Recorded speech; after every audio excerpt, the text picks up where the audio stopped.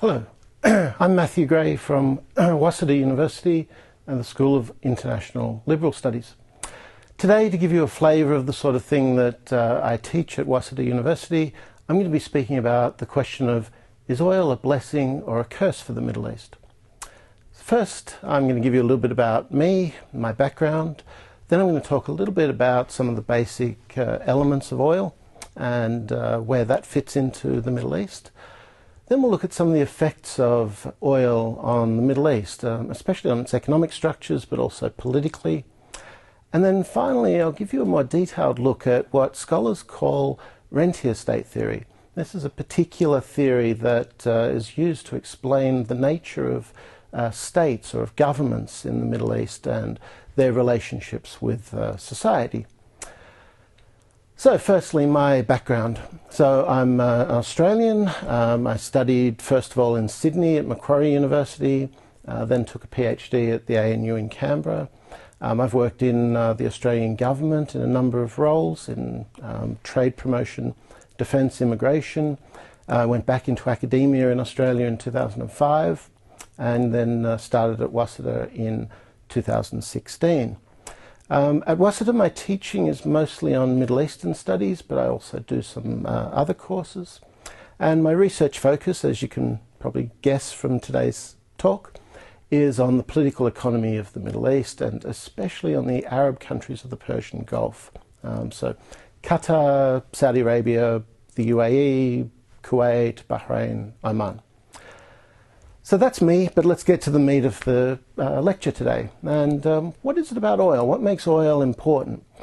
Well, oil to an outside observer might seem like a simple blessing, right? I suppose somewhat akin to a country winning the lottery.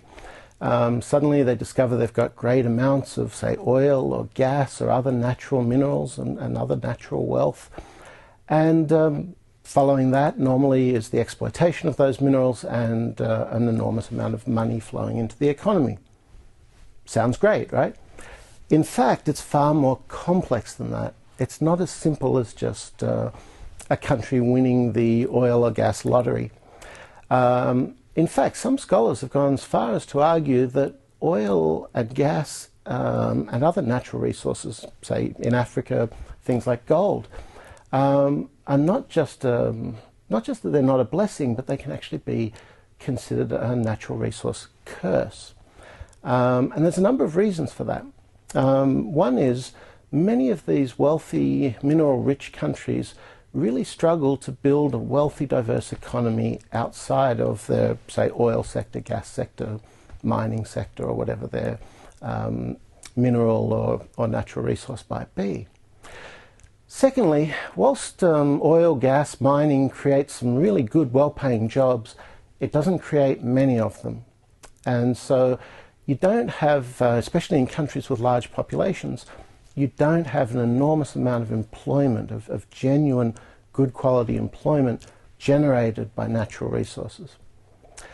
Thirdly, one of the things about oil, gas, mineral-rich countries, they tend to not be democratic. And there's a question to be asked about whether that's a feature of mineral wealth itself. Does this massive influx of money somehow make these countries inherently less likely to be democratic? We'll talk about that a little bit more in a moment. Some people also argue, some scholars also argue, that oil-rich and mineral-rich economies are actually more prone to conflict than others. And again, there's some evidence for that, even if it can be debated as well. So who has the oil? All this oil that we're talking about? Well, oil can be split into different types. There's good and bad qualities of oil, and there's what you call conventional and unconventional oil. When we think of an oil well that's spewing sort of fresh crude oil up out of the ground, we're normally thinking of conventional oil reserves. That's oil which with a little bit of effort can be processed fairly quickly into anything from petrol to jet fuel to plastics to fertilizers. Unconventional oil is things like the tar sands of Canada, the heavy oil of Venezuela, the tight oil that's in rock crevices in the US and things like that. So if we're looking at conventional oil, the Middle East has around about half the world's natural oil wealth. Now these are estimates, they're rough figures, but it means that the Middle East has a very outsized role in the world energy market if it possesses about half of this conventional oil wealth. This oil wealth, it's easy to access, and generally speaking, Middle Eastern oil is good quality. So you can see here on this chart that, on this map, that whilst the oil is somewhat spread around, you've got substantial amounts of oil in North America and Russia, a little bit spread throughout Africa, Latin America and elsewhere, that some of the densest oil-rich countries of the world are in the Middle East. And so the region is immensely important to world energy for that reason. So this is a map of the region up close. This is the region that we're going to be talking about today and focused on today. So the focus really is on those oil-rich economies of the Gulf where you find the most oil. So Saudi Arabia here, which is by far the largest of these countries that we're looking at. The other ones like Kuwait, the UAE, Qatar are smaller countries along the southern coastline of the Persian Gulf. But other countries here, Iran, Iraq, and several others, are also important oil producers as well. And we'll touch on all of these, even if the focus is going to be predominantly on those wealthiest of the oil economies. This image just gives you a more clearer snapshot, I suppose, of world oil production, who's producing how much oil and how important is the Middle East. And you can see here, the Middle East is not necessarily producing oil at the same rate as it possesses oil reserves. It has around about half the world's oil reserves, but a little less than that in terms of its production. It's a bit less than half of global production. But it's very important. You can see Saudi Arabia there producing about 1/6 of the oil on this chart, about 17%. The UAE, Qatar, Iraq, Oman, Kuwait, there are several countries here that are important, but of course there are a number of others that are important elsewhere in the world. Russia is these days an oil superpower. Canada is an important producer. Nigeria, Angola. In fact, the world's biggest producer, if you count unconventional oil these days, is the United States.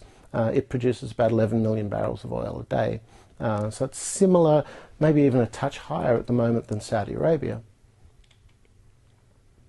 So, having a lot of oil and having all the injections of wealth that oil brings must be good, right? And there are some positives to this. I don't want to make it sound as if oil is a purely negative thing. It's not. Oil has brought enormous benefits to many parts of the Middle East. The images that you see here are a classic example of that. Photographs of Dubai Creek back in the 1960s compared to more recently. The transformation there from a backwater to a major global city has been nothing short of spectacular. And the standards of living that Dubai enjoys are comparable to a wealthy OECD economy, comparable to a North American, European economy, or to Japan or other such economies. There's better infrastructure even in some of the poorer oil producing countries.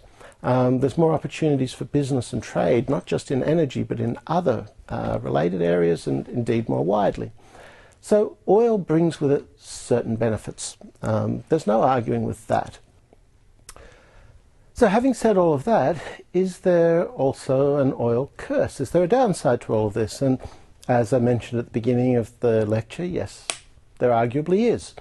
Perhaps the most important element here is that economic growth is very closely tied to oil prices in the big oil producing states. This is because oil is simply such a large share of their GDP. Price of oil goes up, so does their GDP. Price falls, so does their GDP. And I think nothing illustrates that more clearly than this chart here. Here you can see two periods compared. The orange is 1960 to 1979, and the red is 1980 to 2000. So you can see, say, a country like Korea, closest to me here, has a very stable, steady growth rate, about 6% per annum over that 40-year period. Quite an incredible economic performance.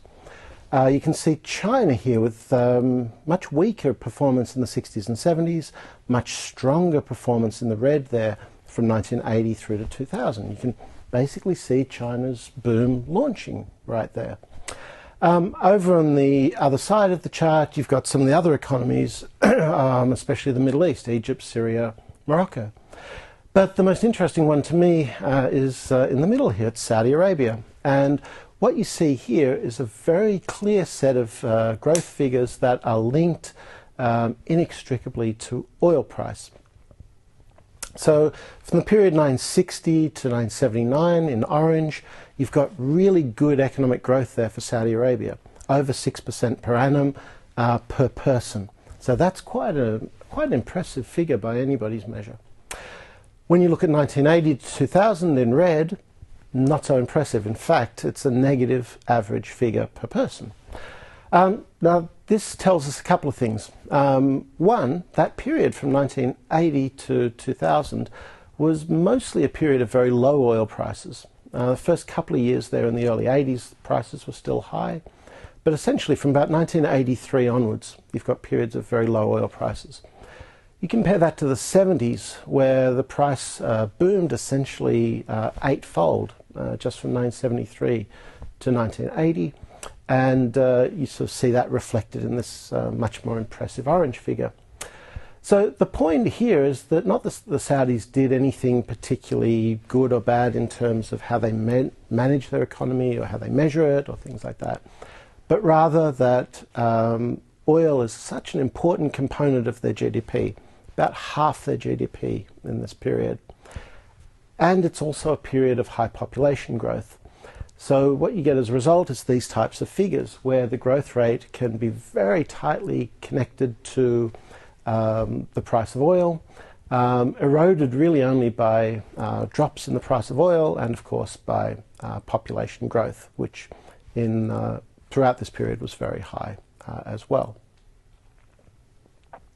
There's a few other negatives that are worth mentioning here about oil, because again it's important to make this point that this is not just a national lottery win to discover oil. It is far more complex than that. So most state revenue is from oil income, not taxes. I'll talk a bit more about that shortly. But what that means is that states, governments are making their money in far more unpredictable ways, in ways that are difficult to plan for if it's tied very closely to oil price. Secondly, as I've already mentioned, whilst there's some good, well-paying professional jobs in the oil industry, there's not many. And certainly not nearly as many as most of these countries with large population growth rates need. So oil might provide a lot of wealth, but it doesn't provide a lot of meaningful employment for large numbers of people. That has to be done some other way. Oil also has the effect of what economists sometimes call economic bimodalism. It basically attracts all the best investment, attracts the government focus, attracts the top workers, but at the detriment of the rest of the economy. The best and brightest want to work in the oil sector. People want to invest in oil where there's double-digit returns on investment quite often. Often states are most concerned about oil because that's where the bulk of their revenue is coming from. So that makes it difficult for the rest of the economy to compete. They can't get lots of investment. They can't get the best and brightest minds. They often can't get government attention. So you wind up with a world-class energy sector and then a struggling rest of the economy. I exaggerate, but only a little bit there. Finally, oil also attracts rent-seeking individuals and firms. This has the effect of encouraging corruption, encouraging nepotism, making the private sector less efficient and less effective quite often. It makes sense, I suppose, that if you have an injection of a large amount of oil wealth or any other wealth into an economy, people are going to try and get their hands on a share of that. If they try to do that through corruption, if they try and do that through juicy government contracts, if they try to do that in other ways, it can be something which undermines the competitiveness of the private sector or which certainly encourages the state to protect domestic business from international competition. So when you put these sort of factors together, you wind up with large energy sectors having negative effects in a number of ways on national economies. Finally, there is an argument from some scholars that oil and gas also create, in fact any mineral wealth, also creates or worsens conflict. And this is supported by the fact that some, certainly not all, but some of the regional conflicts in the Middle East in the last 50 years or so have been very clearly linked to oil. The Iran-Iraq war, which ground on for most of the 1980s, is one example. The Iraqi invasion of Kuwait in 1990 and the subsequent 1991 Gulf War is another example. Some people would argue that the 2003 Iraq War was driven by oil concerns. And more recently, when you look at, say, the behaviour of ISIS in Syria and Iraq, where they've focused very strongly on oil, on seizing oil assets and then getting involved in the smuggling of oil to raise money for their operations and for their control of territory. It shows that they're thinking very strongly about oil, and that oil had the effect, you could argue, of supporting and sustaining ISIS control for several years, for over 3 years in that part of the Middle East. But let's return a little bit to the state-society relationship and energy, because this is an important point, and arguably one of the most important elements here of the impact of oil on politics. Rentier state theory is a particular idea that was developed in the 1980s to try and explain the nature of the state in oil-producing economies of the Middle East. And it basically argues that states that rely on oil income don't need to rely on taxing their own populations, certainly not to anything like the extent that a more mixed economy without such oil and gas reserves would have to do. So the argument is that this creates a different type of state-society relationship. Rather than production, wages, wealth, transfers, etc. being taxed and that money redistributed, in these so-called rentier states, you have externally derived money, which is not the product of domestic production, come into the economy through the state. Some of that is then distributed to society. The rest is essentially up to the state and the elite controlling the political system to decide how they wish to spend it. A number of things, therefore, the argument goes, come out of this as a result. Firstly, it means that the lack of taxation alleviates the need for a state to develop a strong economic policy or development policy. Why do you need that? Effectively is the argument.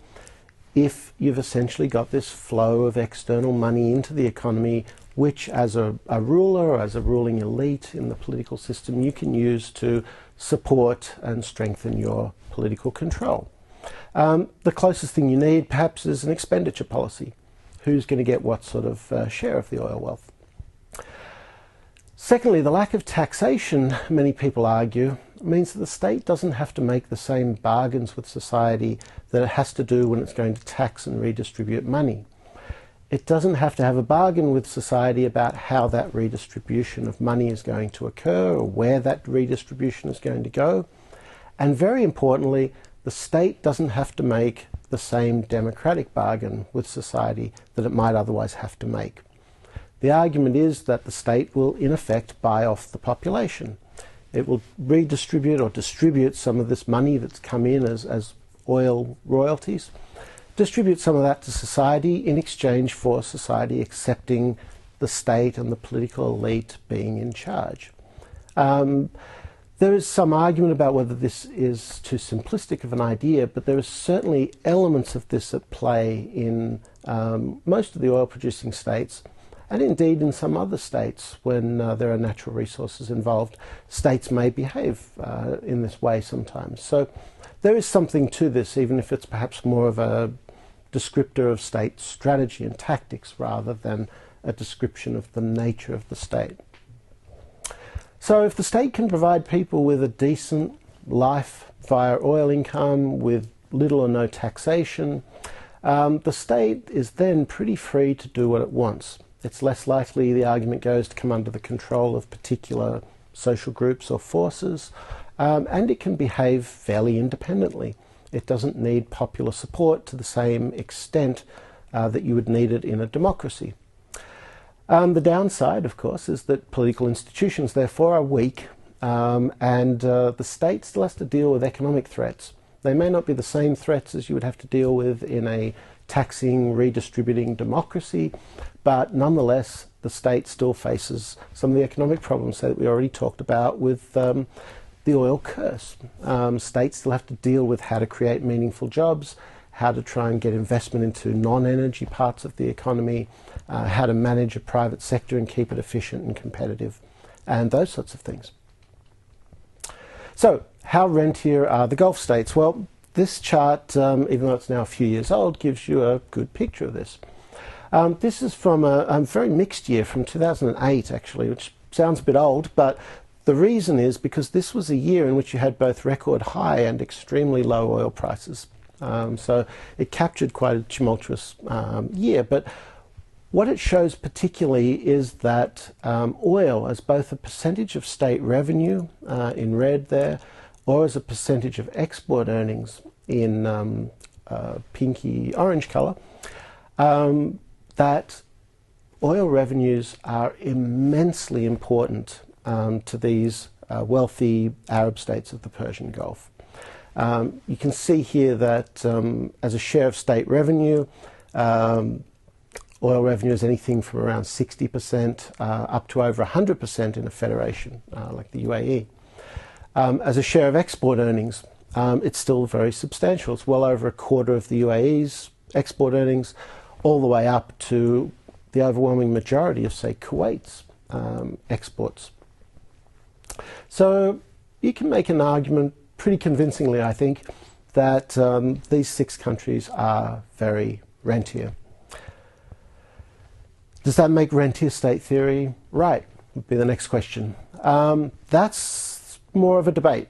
There is an argument that rentier state theory has discovered an element here of the nature of the state in certain parts of the Middle East. But the short answer, in my view, is that rentier state theory, whilst it has probably touched on some very real characteristics of state behaviour, is too simplistic in itself and on its own to explain the nature of politics in the Middle East. So it's not a comprehensive structural explanation for states or for politics in oil economies, but it does go some way to explaining why states perhaps behave the way they do, why you've got some of the economic problems that you've got in the Middle East, why there are some of the challenges that we see at the moment. And when you look at, say, the current development strategy in Saudi Arabia, which is trying to reinvigorate a private sector, trying to globalize the Saudi economy, trying to move it away from oil, trying to create anything from new industries in entertainment through to tourism, through to industry. These are the product, you could argue, of that strong historical reliance on oil. So rentier state theory is important, even if it can't answer everything, and there are certainly some exceptions to it as well. Kuwait is perhaps the most rentier economy in the region, if you look at that previous chart, but at the same time, Kuwait has the most active parliament in the Gulf. That doesn't seem to make sense. If you believe rentier state theory, Kuwait, if it's the most rentier, should be the least democratic. So there are other factors at play here. Even if rentier state theory has some validity, it only goes part of the way to making the explanations that we need for a sophisticated understanding of politics in these economies. So, in short, the rentier characteristics are very evident, but perhaps the way to think about this is rentier state theory is not a bad model for the tactics and the strategies of the state, but not necessarily a good explanation for the very nature of the state. So, back to the original question at the beginning of the lecture. Is oil a blessing or is it a curse for the Middle East? Well, I hope I've demonstrated that that's not a simple question, and it's not something with a simple answer. Oil has brought an enormous amount of benefits to the region, but it's also affected politics and affected economic growth in ways that you might expect or you might not expect. If nothing else, it's certainly a reminder to question many of our assumptions about the nature of oil wealth and about the nature of politics. And it's a reminder of how complex politics in the Middle East can be, not just, say, in terms of some of the conflicts in the region, but with some of these lower level but very important challenges in the economic and social spheres as well. So I hope that's triggered some interest in the region with you, and that you found the lecture today interesting. Thank you very much.